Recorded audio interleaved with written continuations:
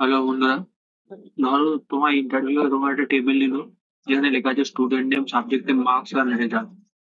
তো এখান থেকে তোমায় জানতে চাইলো count how many student past.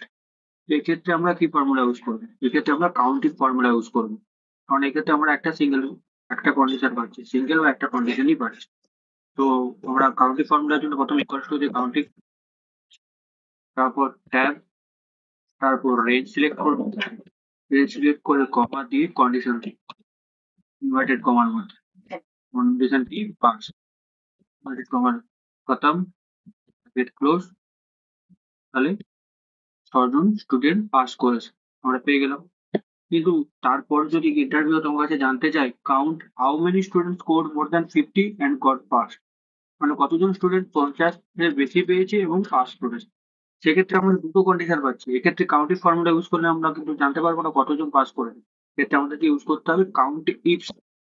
ওকে, যখনই আমাদের কাছে দুটো কন্ডিশন থাকবে সেক্ষেত্রে আমাদেরকে কাউন্ট ইফস ফর্মুলা ইউজ করতে হবে। এরপর আমি কাউন্ট রেঞ্জ ওয়ান সিলেক্ট করলাম প্রথমে।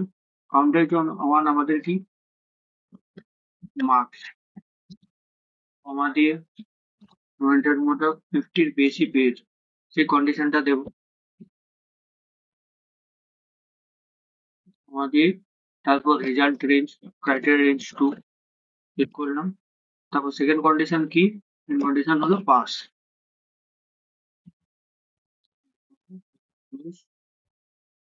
আমরা পেয়ে গেলাম কতজন 50-এর বেশি পেয়েছে এবং পাস করেছে। এভাবে আমরা count if and count ifs formula use করে